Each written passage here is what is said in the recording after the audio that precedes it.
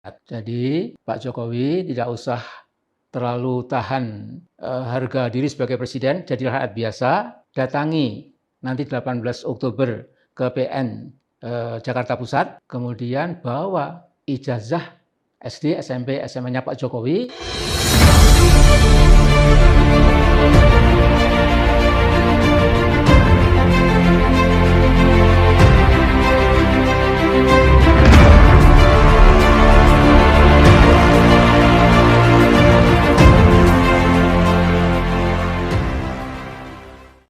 Ya, Assalamualaikum warahmatullahi wabarakatuh. Kembali berjumpa dengan saya di channel Hamzah Gantaran, sahabat bangsa dan setanah air di mana saja Anda berada.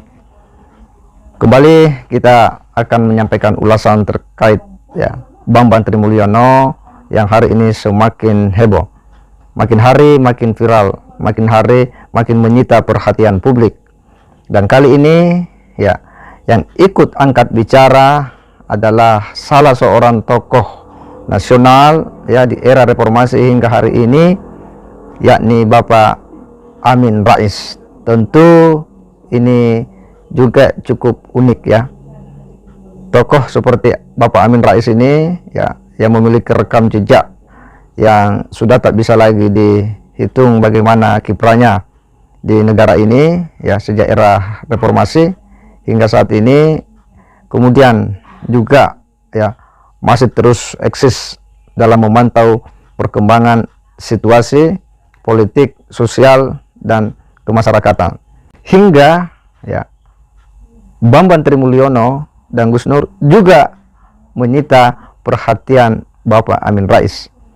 Hingga beliau tak mau ketinggalan, tak mau luput dengan pemberitaan, dia ikut angkat bicara, memberikan tanggapan, pandangan, persepsinya terkait dengan situasi informasi yang sudah begitu menguasai jagat media sosial ini, yakni dugaan ijazah palsu Pak Jokowi yang diawali oleh Bambang Trimulyono memviralkan lewat podcast Gus Nur di beberapa hari yang lalu.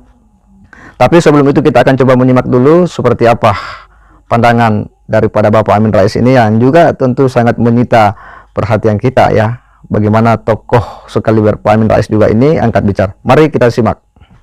Memang saya sejak Gus Nur memimpin Mubahalah pada Saudara Bambang Tri itu saya mula-mula agak meragukan karena sepertinya kurang masuk akal bahwa seorang presiden di negeri Republik Indonesia yang demikian besar ini, kalau betul itu memang telah memasukkan ijazah SD, SMP, SMA-nya.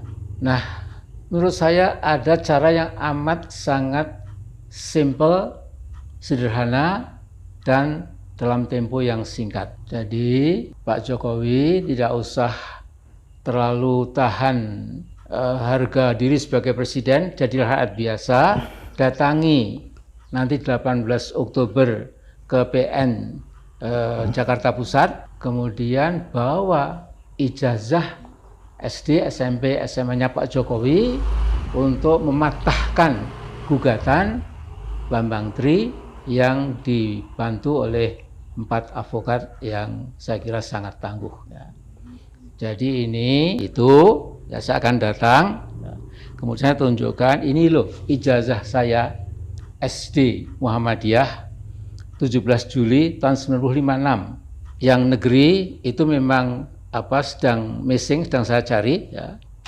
Kemudian ijazah negeri SMP Muhammadiyah dan SMP negeri, ini ijazah negeri resmi. Di samping itu ijazah Muhammadiyah. Kemudian ijazah SMA negeri, di samping ijazah sekolah Muhammadiyah. Jadi SD 17 Juli 1956, SMP 14 Juli 1959, SMA 10 Juli 1962. Dan S1 UGM.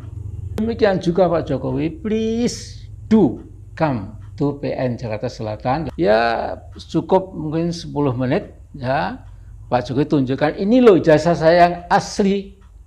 Nah kemudian argumen Bambang Tri dan para advokat itu bisa salah. Tapi sebaliknya kalau yang benar adalah yang digugat oleh Bambang Tri dan dibantu 5 advokat ya tentu risikonya wallahu alam. Apakah MPR kemudian akan mengimpeach saudara Jokowi? Saya tidak tahu ya. Tapi itulah saya kira cara yang paling mudah, jangan berpiro, jangan kesana kemari, apalagi mengumbar secara liar ya. Para buzzer-buzzer itu malah makin ribut ya. Pak Jokowi malah citranya bisa jatuh. Jadi ya sangat jelas apa yang disampaikan oleh Bapak Amin Rais terkait dengan dugaan ijazah palsu Pak Jokowi. Ya kalau kita simak ya apa yang disampaikan oleh Bapak Amin Rais ini, ya menurutnya ya di awal dia tidak percaya juga ya, dia di awal juga dia ragu terkait dengan berita-berita yang berseliweran di sana sini terkait dengan tuduhan yang dilayangkan oleh Bapak Bambang Tri Mulyono ya kepada Pak Jokowi ini. Tetapi katanya setelah melihat proses-proses berikutnya, ada mubahalah ya yang dipandu oleh Gus Nur ya, Bapak Amin Rais itu merasa bahwa jangan-jangan ini memang benar adanya ya. Jadi dia merasa bahwa ini adalah bahwa apa yang dilakukan oleh Gus Nur dan Bapak Bambang Tri Mulyono ini tidak main-main, karena dia sampai berani untuk kemudian bermubahalah atau mengangkat sumpah atas nama Allah di bawah Al-Quran. Nah lalu lantas Bapak Amin Rais kemudian menyampaikan bahwa karena dia digugat di pengadilan, maka sudah seharusnya nanti Pak Jokowi yang harus membuktikan, sambil dia menyampaikan bahwa untuk membuktikan itu ya munculkan ijazah aslimu ya, munculkan mana ijazah yang asli ya menurutnya, sambil dia mencoba memberikan contoh, dia memunculkan ijazahnya ya dari mulai SD, SMP hingga SMA, bahwa ini semua ijazah asli. Pak Amin ya ingin menyampaikan bahwa ya silakan nanti Pak Jokowi buktikan itu, bahwa itu ijazah asli untuk membantah apa yang dituduhkan oleh Bapak Bambang Tri Mulyono. Tetapi kan yang menggugat di pengadilan ini adalah Bapak Bambang Tri Mulyono. Artinya bahwa silakan penggugat ya bersama kuasa hukumnya, di sana ada Profesor Dr. Egy Sujana, ada Kosinuddin dan lain-lain ya. Biarkan mereka yang kemudian membuktikan, karena dia yang menggugat. Seyogyanya yang menggugat itu yang harus membuktikan bahwa memang ijazah Pak Jokowi itu palsu. Ya kenapa? Karena Pak Jokowi ya selama ini ya dia sudah meyakini bahwa ini ijazah asli. Dari proses panjang yang dia lewati, pernah menjadi wali kota, mendaftar wali kota, ini kan pasti ada proses verifikasi ijazah. Bagaimana mungkin KPU akan begitu berani meloloskan, menerima jika itu sudah meragukan? Dia menjadi wali kota 2 periode, kemudian menjadi calon gubernur hingga terpilih menjadi gubernur DKI Jakarta. Kan kita semua tahu bahwa ada proses verifikasi ijazah di dalamnya oleh KPU. Tetapi kan isu ini memang selalu bergulir dan bergulir. Jadi ini bukan hal baru ya yang dimunculkan ke permukaan. Bahwa kemudian banyak klarifikasi juga dari pihak sekolah, ada kepada sekolah waktu di SMA 6 Pak Jokowi. Kemudian baru-baru ini kan ada klarifikasi konferensi pers dari pihak UGM ya. Apa ini kemudian tidak bisa ya memberikan pandangan kepada kita bahwa apa yang selama ini dituduhkan Pak Jokowi itu adalah tidak benar. Ini adalah sederet fakta-fakta bahwa ijazah Pak Jokowi itu adalah asli. Kenapa kita susah untuk kemudian menerima sebuah informasi yang informasi itu kredibel, ketimbang kita harus ya memframing berita-berita yang hanya akan menciptakan ya kegaduhan ya, keonaran di masyarakat. Ya. Dan saat ini ya sebagaimana kita lihat, sebagaimana kita saksikan, ya betul-betul bahwa Bang Banteri ini telah menciptakan ya pemberitaan yang telah membuat suasana ya, kemudian menimbulkan banyak persepsi di berbagai media sosial. Dan menurut kita bahwa tokoh sekaliber Pak Amin Rais juga angkat bicara.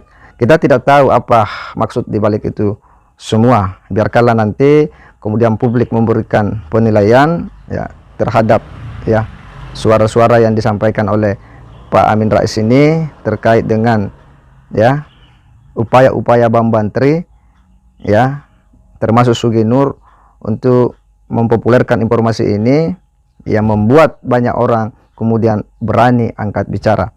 Ya, kalau menurut saya bahwa Sugi Nur dan Bapak Bambang Trimulyono sukses untuk mempengaruhi opini, sukses menggiring publik, akhirnya semua angkat bicara karena memang itu yang dikehendaki oleh Bapak Bambang Trimulyono agar dia mendapat dukungan publik. Ya, baik dari tingkat masyarakat awam hingga masyarakat intelektual, para politisi dan tokoh-tokoh nasional. Dan sepertinya bahwa situasi itu memang berhasil diolah dengan baik oleh Bang Banteri melalui ya podcast Gus Nur. Karena pada akhirnya Pak Amin Rais juga angkat bicara. Ya, dan ini ya sebagaimana kita tahu beliau ini adalah seorang tokoh nasional. Tetapi karena persoalan ini sudah didaftarkan di pengadilan, ya kita tentu harus menunggu apa hasil pengadilan nantinya ya setelah hakim ya memeriksa ya mengadili dan memutus perkara yang diadukan kepadanya, dan tentu kita harus menerima apa nanti keputusan pengadilan karena dialah institusi ya di negara ini sebagai institusi pemutus atas setiap perkara ya yang diperkarakan oleh anak bangsa yang diajukan kepadanya. Dan tentu itulah keputusan yang dikatakan keputusan yang adil ya dalam sistem bernegara ini, bahwa keputusan pengadilan itulah keputusan akhir ya setelah hakim memberikan keputusan. Kita akan menunggu akan seperti apa keputusan pengadilan, dan saat ini tentu kita tidak boleh mudah dan gampang untuk kemudian menyebar berita dan informasi. Saya kira demikian. Wassalamualaikum warahmatullahi wabarakatuh.